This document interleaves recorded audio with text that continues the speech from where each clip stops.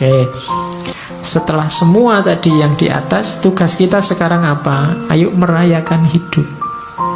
Senanglah, bahagialah dalam hidupmu. Ojo kokean sumpek. Tadi rumusnya sudah banyak. Hidup kita kan sesuai yang kita pikirkan. Saat engkau bangun pagi, katanya Markus, pikirkanlah betapa istimewanya kamu masih bisa hidup, masih bisa berpikir, iso ngaji filsafat, bisa sarapan, ngerokok, ngopi, dan masih bisa mencintai. Lo iya kan? Lo istimewa, lo alhamdulillah kamu masih bisa mencintai. Ada orang yang bangun pagi mikir menyerang orang yang dibenci. Kamu masih bisa cinta sama siapa, masih bisa say hello, masih bisa bilang miss you, masih bisa bilang sudah tidur apa belum, masih bisa bilang bersyukurlah. Ya kan?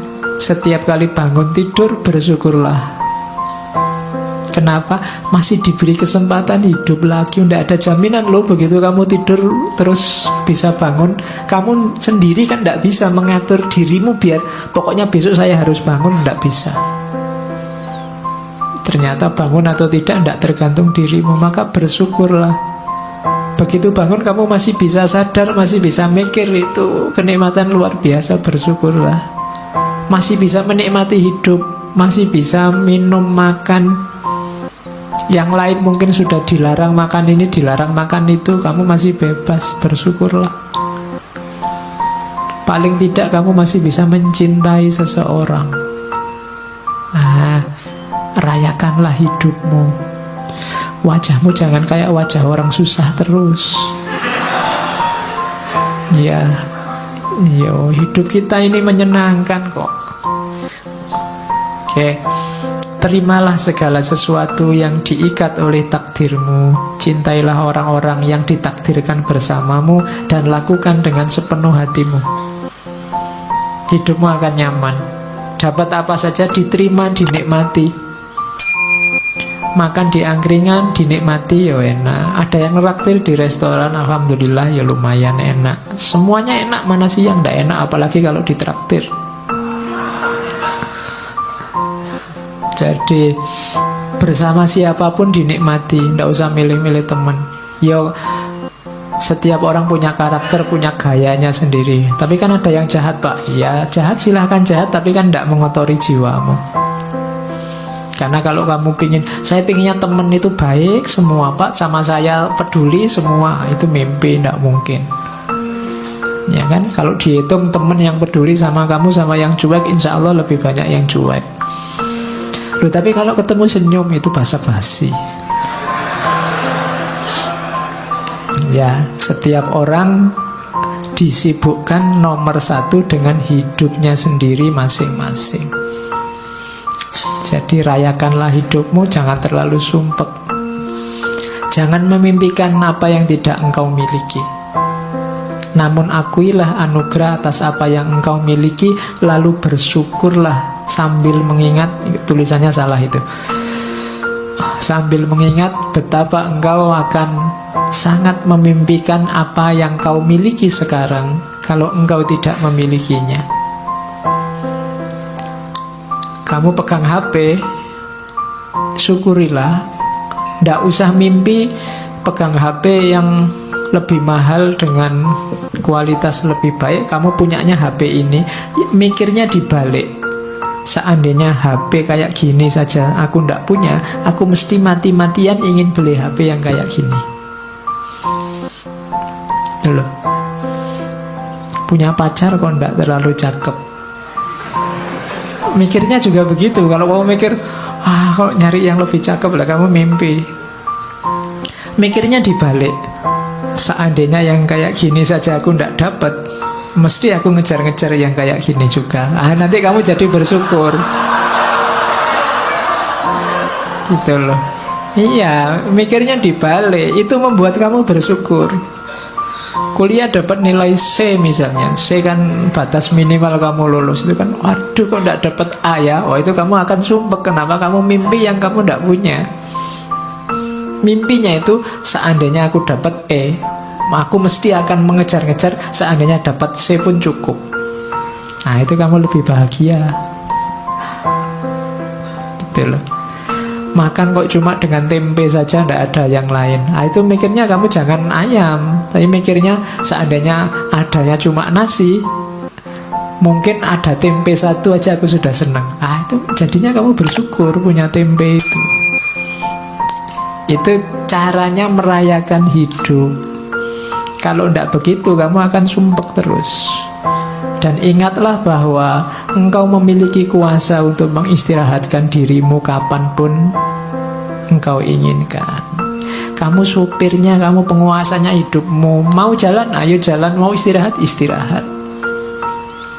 Tidak usah terkejar, nggak usah dikejar-kejar oleh ambisi dunia, keterikatan dengan yang lain, yang macam-macam, yang bikin repot. Menghabiskan energi, menghabiskan waktu. Engkau yang menguasai hidupmu. Kapanpun ingin berhenti, saat ini juga kamu bisa. Ingin tidur sekarang boleh, istirahat sekarang boleh. Terus jangan pernah khawatir tentang masa depan. Apalagi di usia-usia teman-teman ini kan biasanya pikirannya masa depan, besok kawin sama siapa, kerja di mana. Kamu kan khawatir itu. Engkau akan bertemu dengannya kalau memang harus, dengan senjata yang sama yang hari ini menjadi bekalmu menghadapi masa kini. Dulu waktu kamu SMA atau SMP mikir kuliah, wah bisa ndak ya aku kuliah hari pertama kamu takut. Begitu dijalani kan kamu bisa. Besok juga begitu, gak usah khawatir. Bisa ndak ya aku dapat kerja, bisa ndak ya aku kawin, bisa ndak ya punya anak. Iso. Nggak usah khawatir, pasti bisa. Kekhawatiranmu dulu sekarang kamu jalani kan, ya ternyata juga bisa. Nggak ada yang di luar kuasamu kalau tentang hidupmu. Makanya jangan galau dengan masa depan. Wong masa depan kayak tadi itu di luar jangkauanmu hari ini. Jadi pikirkan aja sekarang, nikmati hidup sekarang. Besok kamu akan punya senjata sendiri, punya kemampuan sendiri menghadapi situasi di masa depan. Itu uniknya manusia. Maka hidup itu rumusnya simple: receive without conceit, release without struggle. Kalau dapat sesuatu, terimalah tanpa harus membanggakan diri, membesarkan diri. Kalau harus kehilangan, lepaskanlah tanpa harus merasa sedih, mati-matian, sumpek. Jadi receive without conceit, release without struggle. Biasa saja. Hidup kehilangan sesuatu biasa. Wong dulu juga ndak punya, terus punya, sekarang hilang. Kalau dapat sesuatu, alhamdulillah, tapi ya ndak harus sombong. Kalau kamu bisa kayak gini, hidupmu nyaman.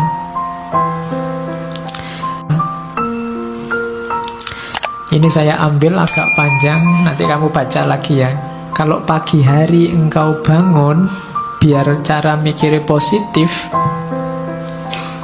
Kamu kan biasanya masalahmu itu kan berhubungan dengan orang lain. Katanya Markus, pagi hari engkau bangun, bilanglah pada dirimu, orang-orang yang berhubungan denganku hari ini ada yang usil, tidak sopan, arogan, curang, iri hati, dengki.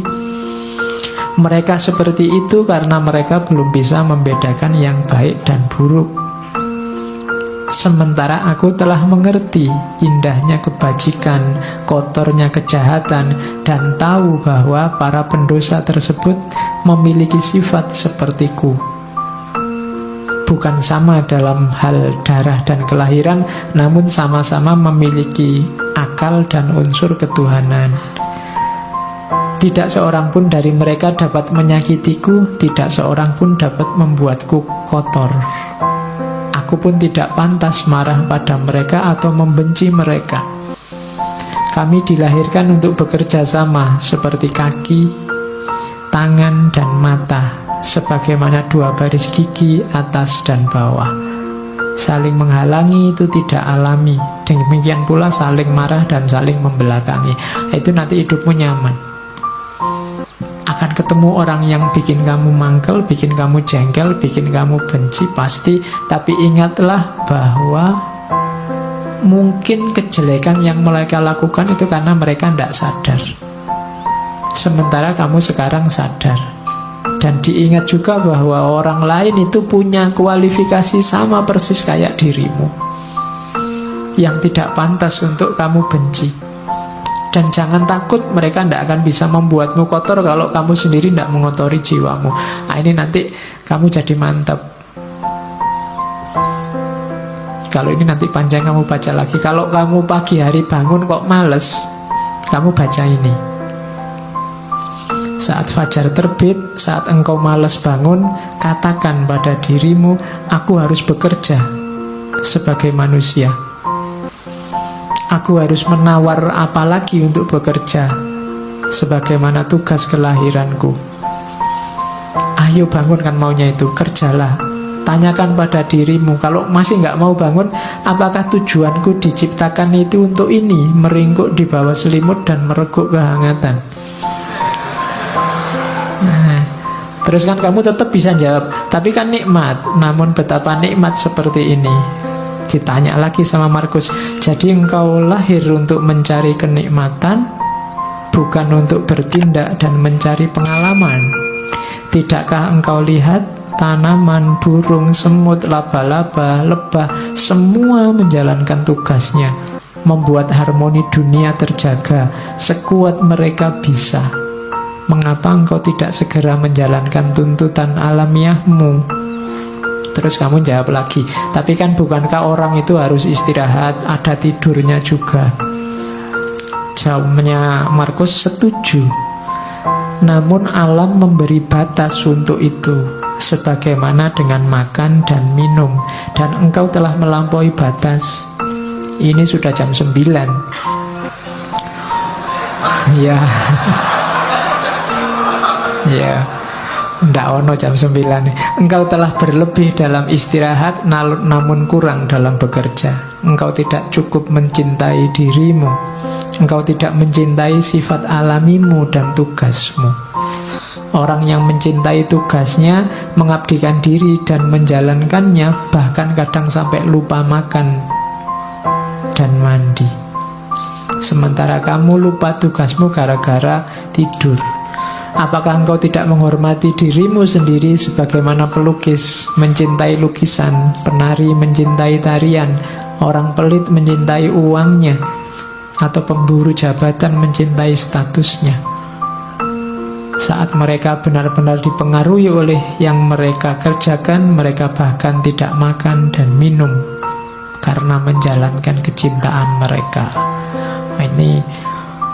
Ini filsafat bangun tidur. Ya, biar kamu tidak males-malesan.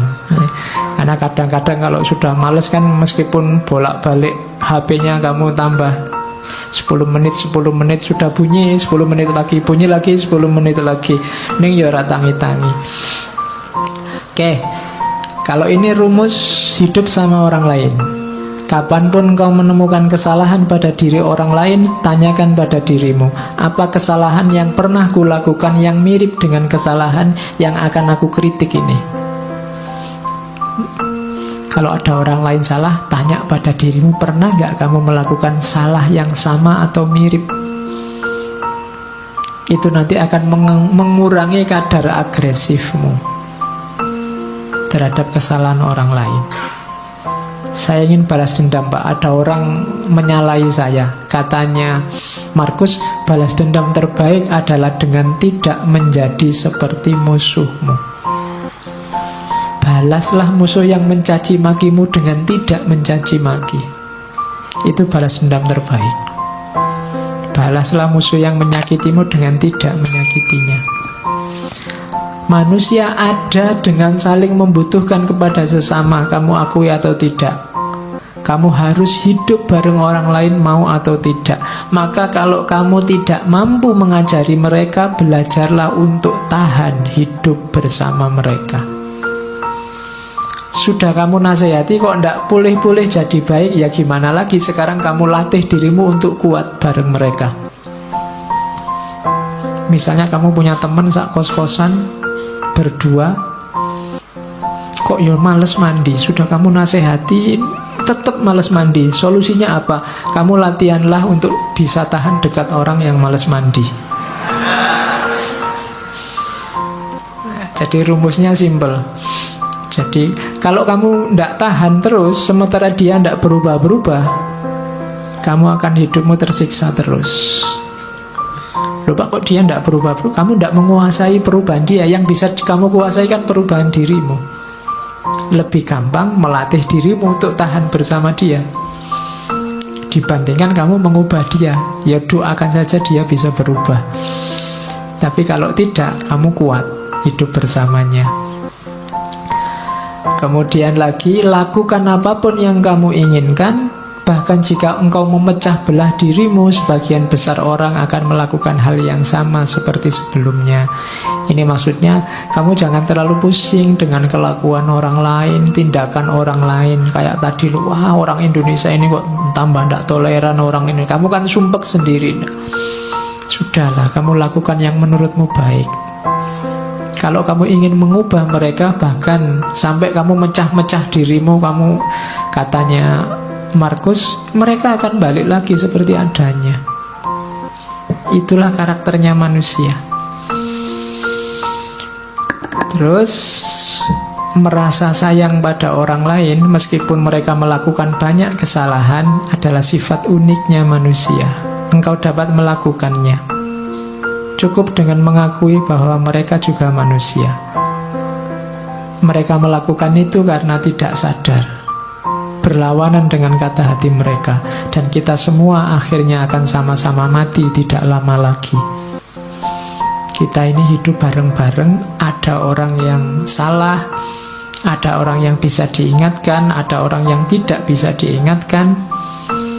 Pada akhirnya sebentar lagi semuanya mati. Maka kamu tidak usah terlalu sibuk, terlalu bingung dengan itu. Tidak masalah. Ingatlah, mereka tidak benar-benar menyakitimu, dan mereka tidak melenyapkan atau mengubahmu, melenyapkan kemampuanmu untuk milih. Hidupmu tetap bebas tanpa harus terikat oleh mereka, meskipun kamu hidup bersama mereka.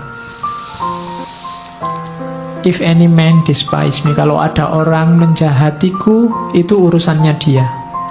Urusanku adalah tidak melakukan atau mengatakan sesuatu yang layak dicela. Jadi kalau ada orang jahat padamu, kalau ada orang menyakitimu, itu sebenarnya tidak ada urusan denganmu. Urusannya dia. Pak, nanti kalau saya dibohongi orang, bohong itu urusannya dia. Urusanmu adalah jangan melakukan tindakan tercela. Itu aja. Nah, kalau ini pendidikan diri. Rumusnya pendidikan diri itu be tolerant with others and strict with yourself. Saya tulis ini besar-besar karena hari ini banyak orang yang dibalik. Banyak orang yang toleran dengan dirinya sendiri, kemudian strict dengan orang lain. Kalau sama dirinya sendiri dimaafkan terus, dicarikan alasan, dicarikan dalih. Tapi begitu sama orang lain, kakunya luar biasa. Orang lain tidak boleh keliru, tidak boleh minta maaf, tidak boleh. Itu yang kita lakukan hari ini, dan terjadi di mana-mana saling balas membalas. Terbalik. Harusnya kita toleran terhadap orang lain dan strict terhadap diri kita sendiri. Jangan dibalik. Nah, ini rumusnya. Aku sering heran kenapa orang mencintai dirinya lebih dari semua orang yang lain, namun ia kurang menghargai pandangannya sendiri tentang dirinya dibandingkan pandangan orang lain.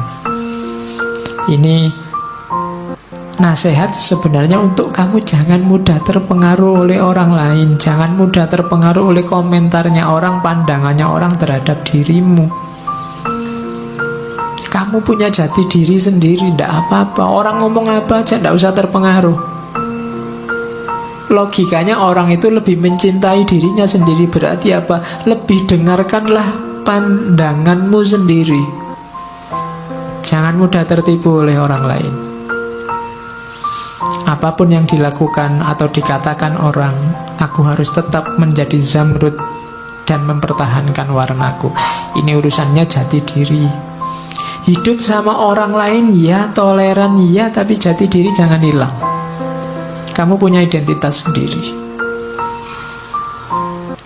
Terus nasihatnya Markus, ya, awas ya, kamu jangan merendahkan dirimu sendiri. Teruslah rendahkan dirimu wahai jiwa, maka segera peluangmu untuk mendapat kehormatan akan lenyap. Lama-lama identitasmu hilang dan kamu tidak akan dihargai orang. Setiap orang punya satu kehidupan. Milikmu sudah hampir habis gara-gara kamu singkirkan terus, kamu sisihkan terus identitasmu. Dan engkau tidak memperlakukan dirimu sendiri secara hormat, engkau malah mempercayakan kebahagiaanmu pada jiwa-jiwa yang lain.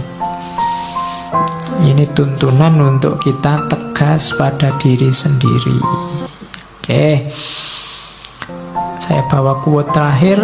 Engkau selalu memiliki pilihan untuk tidak berpendapat. Ini nasihat untuk kita hari ini ya. Tidak ada yang nyuruh kamu tiap hari posting, tiap hari bikin status, tiap hari ngomentari statusnya orang lain. Engkau selalu memiliki pilihan untuk tidak berpendapat. Tidak berpendapat itu sah. Tidak perlu selalu susah payah atau membebani jiwamu dengan segala sesuatu yang tak dapat engkau kuasai. Hal-hal tersebut tidak membutuhkanmu untuk menilainya. Tidak usah gaya dikit-dikit. Menurut saya tokoh itu ngapain, emangnya komentarmu yang mendengar siapa? Hal tersebut tidak butuh penilaianmu. Ngapain kamu capek-capek? Engkau punya pilihan untuk tidak usah berpendapat. Leave them alone. Mereka punya penanggung jawabnya sendiri-sendiri. Terkecuali suaramu berpengaruh didengar, baru ngomonglah. Tapi kalau tidak, cari yang lebih esensial untuk hidupmu, untuk dikomentari dan dibahas. Itu nasihatnya Markus. Hari ini banyak orang yang bukan wilayahnya, tidak seharusnya dia menilai, mengomentari, ikut menilai, ikut mengomentari, sehingga kacau semuanya. Idza wusidal amru ila ghairi ahlihi fantadhiris sa'ah. Leave them alone.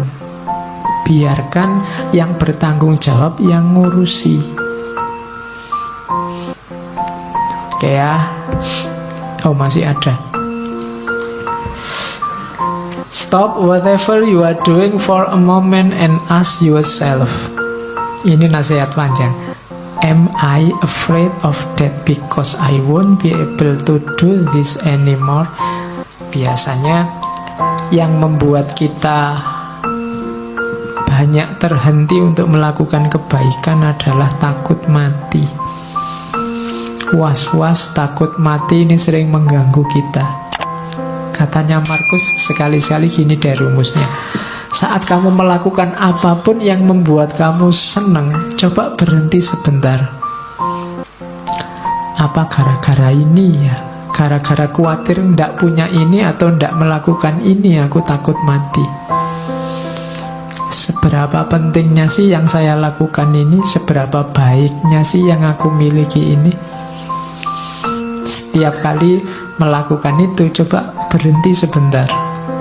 Nah, ini untuk meminimalisir rasa takut mati. Kira-kira kalau ndak ada ngaji filsafat ini kan ndak apa-apa toh. Ngapain sih harus tak gendoli sampai takut mati misalnya? Nanti kalau saya ndak ada yang mimpin ngaji sopo, ngapain sampai mikir ke sana? Wong ini ndak ada juga ndak apa-apa. Kalian kalau ndak ada ngaji kan malah santai, ndak ada beban untuk datang ke sini, bisa diganti yang lain. Tapi kadang-kadang yang ndak harus menggendoli, mengikat hidup kita jadi mengikat. Kuliah misalnya, kamu kan diikat sedemikian rupa oleh dunia yang namanya kampus dan kuliah. Apa iya sih hidupmu wajib ada kuliahnya, wajib di kampus? Simba-simbamu dulu kuliahnya cuma, sekolahnya cuma sampai SD, SR, ya sukses, sawahnya luas, bisa nguliahkan anak cucunya. Apa wajib harus ada itu? Apa wajib sih harus punya rumah, punya mobil, punya itu? Itu caranya untuk menenteramkan hati dari rasa takut akan mati. Karena nasihat terbaik itu kan mati. Begitu orang ingat mati, bukan takut mati, maka kemungkinan besar dia akan mudah untuk mempersiapkan diri menghadapi hidup sesudah mati, mempersiapkan diri melakukan kebaikan-kebaikan. Oke, itu nasihat terakhir yang saya bawa dari Marcus Aurelius. Bayangkan raja besar, wilayahnya sangat luas, cara hidup, cara berpikirnya semacam ini. Maka dia jadi raja yang sangat tangguh, terkenal kesabaran dan ketabahannya, dan dia sukses. Meskipun banyak pemberontakan, banyak bencana, mengalami kepahitan hidup yang luar biasa. Dengan filsafatnya dia bisa sukses. Itu contohnya cara berpikir seorang king philosopher king. Raja filosof yang raja. Oke, saya kira itu untuk malam hari ini.